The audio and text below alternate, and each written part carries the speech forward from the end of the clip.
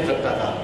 और बाद में धीरे धीरे यहाँ के कारी हजरात भी बहुत मशहूर हुए और मुहद्दिसीन भी मशहूर हुए, तो कूफा भी अपना एक वजूद रखता था। और तीसरा शहर दमिश्क था, शाम का दारुल-ए-सल्तनत, कि जो शुरू से जब से कि मुसलमानों का तसल्लुत में आया, बनी उमय्या को वहाँ पर इक़्तिदार रहा। तो तीन ये मुस्तकर या मरकज़ अहमियत रखते थे। ख़ास तौर पर मदीने की अहमियत ये थी कि क्योंकि रसूल का शहर था, तो किसी की खिलाफत को उस वक़्त तक मुस्तहकम और मजबूत नहीं समझा जाता था जब तक कि मदीने के लोग भी उसकी तायीद न कर दें। इसीलिए पहला दौर यही दिया गया था कि मदीने के लोग बैत कर दें। इधर इमाम हुसैन ने बैत से इनकार किया, जिसको मैंने कल सामने अर्ज़ किया था। और इमाम हुसैन अलैहिस्सलाम मदीने से 28 रजब 60 हिजरी को हिजरत करके मक्के तशरीफ़ ले जाते हैं। उधर मुआविया की मौत की खबर और यजीद की खिलाफत के बाद कूफे भी पहुँची। कूफा क्योंकि जनाब हज़रत अली अलैहिस्सलाम के ज़ेर सल्तनत रह चुका था, उनका एक तरीके से मरकज़ ये दारुल खिलाफत था कूफा, और इसीलिए उसको शियई मरकज़ की हैसियत से जाना जाता था। बाद में बहुत जुल्म ढाया गया शियों के ऊपर, कुचल दिया गया उनको उबैदुल्लाह इब्न ज़ियाद के बाद के ज़माने में, ज़ियाद बिन नबी के ज़माने में।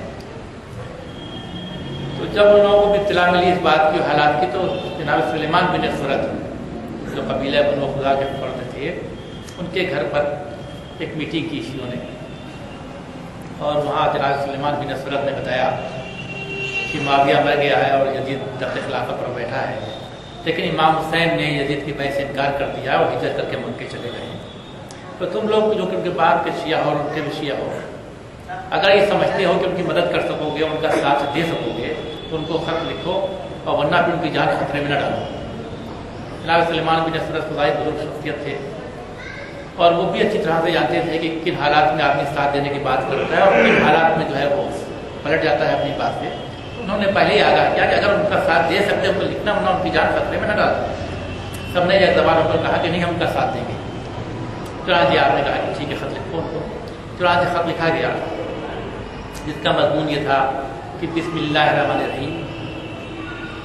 ये खत सुलेमान बिन सुरत, मुसय्यब बिन नजबा, रिफा बिन शदाद बजेली, हबीब इब्न मज़ाहिर व दीगर मुसलमान बाईमान साकिनान कूफा शियायान हुसैन इब्न अली की जानिब से हुसैन इब्न अली की खिदमत में आप पर सलाम। हम खुदाए वहदहू ला शरीक की हम में आपके हम ज़बान हैं। हम उस खुदा की जिसने आपके दुश्मन को फना कर दिया, वही कि जिसने उम्मत पर गलबा हासिल कर लिया था और ज़बरदस्ती हुकूमत की बागडोर अपने हाथ में ले ली थी। उसने बैतुल माल को ग़स्ब किया और मुसलमानों पर बग़ैर उनकी रजामंदी के हुकूमत की, और उसने नेकूकारों को कत्ल कर दिया और बदकारों को छोड़ दिया। खुदा का माल जालिमों और दौलतमंदों के हवाले कर दिया। खुदा उसे अपनी रहमत से दूर रखे, जैसा कि कौम समूद को रखा। अब हम इराकियों का कोई इमाम और पेशवा नहीं है। आप हमारी तरफ रवाना हो जाइए, शायद आपके वसीले से खुदाए ज़ुल-जलाल हमें हक़ और हिदायत की राह पर यकजा कर दे। हम जुमा और जमात में नोमान बिन बशीर के साथ कोई सरोकार नहीं रखते हैं। अगर हमको इत्तला मिले कि आप हमारी तरफ रवाना हो गए हैं, तो हम उसको यहाँ से निकाल बाहर करें और इंशाअल्लाह शाम तक उसका पीछा करें।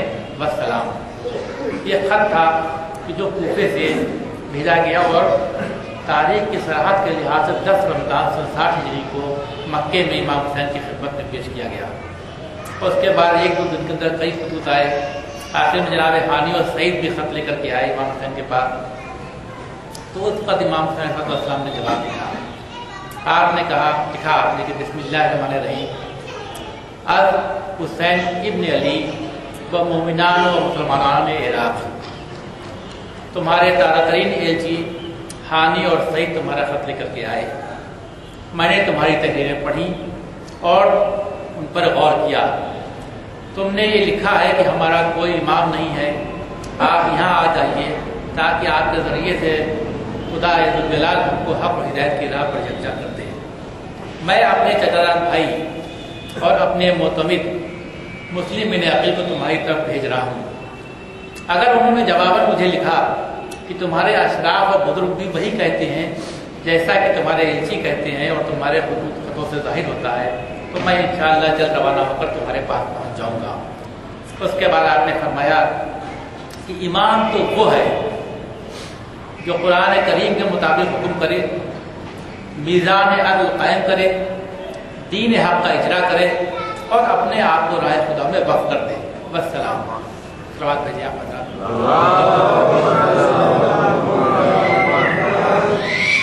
تو کوفے سے مطالبہ یہ ہے کہ آپ یہاں آ جائیے تاکہ اللہ حق اور ہدایت کی راہ پر ہم کو یکجا کر دے۔ کوئی امام نہیں، آپ ہماری امامت و رہبری کیجیے یہاں تک۔ اور امام حسین صاحب السلام نے جواب بھی دے دیا کہ اگر باقی لوگ یہی کہتے ہیں تو میں آ جاؤں گا، اور یہ بھی بتا دیا کہ میں کیا کام انجام دوں گا۔ امام کا فنکشن یا امام کیا کام انجام دیتا ہے، یہ پہلی دفعہ آپ کو تاریخ کی سرحد پہ چیز ملے گی کہ 4 امور کو آپ نے مقرر کیا، بتا دیا، قرآن حکیم کے مطابق فیصلہ ہوگا، حکم ہوگا، عدل قائم کیا جائے گا، دین حق کا اجرا ہوگا، اور یہ کہ میں اپنے آپ کو اس سلسلے میں میں وقف کر دوں گا، رائے خدا وقف کر دوں گا۔ یعنی پھر کسی کی کوئی سنوائی نہیں ہوگی، جو حکم الہی ہے اس کے مطابق سماج اور معاشرے کی تشکیل ہوگی۔ سلوات بھیجیے آپ۔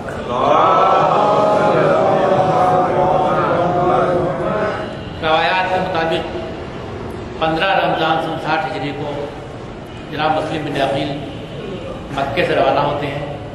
پہلے آپ مدینے آپ تشریف لاتے ہیں، اس کے بعد پھر مدینے سے آپ کوفے کی راہ اختیار کرتے ہیں، اور آپ نے 2 آدمیوں کو راستہ بتانے والوں کو ساتھ میں کیا، 2 گائیڈس کو۔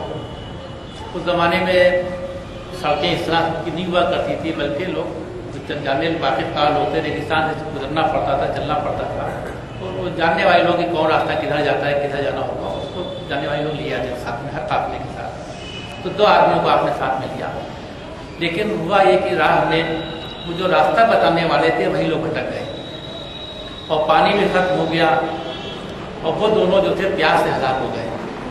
اور جناب مسلم مگر یہ کہ اس وقت کے مرنے سے پہلے لوگوں نے اشارہ کیا کہ صحیح راستہ اس طرف ہے۔ مسلم نے آخر چلیے مشکل تمام، تو ان کو ایک جگہ نشیب ایک کلچھٹ میں پانی ملا۔ مسلم بن عقیل نے پانی پیا، معلوم کیا جگہ کا نام، تو معلوم ہے جگہ کا نام مضیق ہے، المضیق۔ مضیق کے معنی تنگی کی جگہ۔ تو اس وقت انہوں نے وہاں سے امام حسین کے نام ایک خط قید بن مظاہر سیداوی کے سے یہ حق بھیجا۔ اس میں لکھا کہ جب میں چلا تو یہ عجیب واقعہ پیش آیا ہے کہ میرے جو راستہ بتانے والے تھے وہی بھٹک گئے اور وہ پیاس سے ہلاک ہو گئے، اور مجھے بمشکل تمام یہ پانی مضیق نام کی جگہ میں ملا ہے۔ میں اس کو جو ہے اپنے مقصد کے لیے بشغولی سمجھتا ہوں، لہذا کسی دوسرے کو آپ کام کے لیے مقرر کروا دیں۔ امام حسین کے بعد جب خط پہنچا تو آپ نے ان کو لکھا کہ تمہارا بشغولی کی بات کہنا یہ بزدلی کی علامت ہے، تم کو جو کام سپرد کیا گیا ہے اس پر تم آگے بڑھو۔ اس پر یہ خط پا کر کے جناب مسلم بن عقیل نے کہا کہ واللہ میں اپنے لیے نہیں رہ رہا ہوں، مجھے تو امام حسین کا خیال تھا۔ اس پر کیا سفر میں آگے بڑھتے ہیں اور کوفے پہنچتے ہیں، اور ہم جناب مختار کے گھر میں جو ہے فجر قیام کرتے ہیں، اور جیسے لوگوں کو معلوم ہوا تو دھیرے دھیرے لوگ آپ کے پاس آنے لگے۔ سینکڑوں ہزاروں آدمیوں نے آپ پر آ کر بیعت کی اور اس ساتھ دینے کا وعدہ کیا۔ ادھر جو گورنر تھا کوفے کا، اس کا بھی کوفے والوں کے خط میں تذکرہ بھی تھا، نعمان بن بشیر۔ اس کے بارے میں مورخین نے عام طور پر لکھا کہ یہ شخص عافیت پسند تھا، صلح پسند تھا، جگہ آلود ظلم کرنے والا نہیں تھا۔ چنانچہ نعمان بن بشیر نے اس بات کو خطبہ دیا اور کہا کہ جب تک مجھ سے کوئی جھگڑا فساد نہیں کرے گا اس وقت تک میں بھی کسی سے تعلق نہیں کروں گا۔ اس وقت جو بنی امیہ کے جو ہوا خواہ تھے وہاں پر، انہوں نے خط لکھا یزید کو اور یہ کہا کہ اس طریقے سے مسلم بن عقیل آ گئے ہیں اور حسین ابن علی کے لیے بیعت لے رہے ہیں، اگر تم چاہتے ہو کہ کوفے پر تمہارا تسلط رہے، تمہاری حکومت رہے، تو کسی مناسب آدمی کو، سخت آدمی کو یہاں بھیجو۔ نعمان بن بشیر سے یہ کام نہیں ہو پائے گا۔ چنانچہ اس وقت یزید نے مشورہ کیا، اس کا غلام تھا سرجون، اس سے مشورہ کیا تو اس نے کہا کہ تم اپنے باپ کی وصیت کے مطابق عمل کرو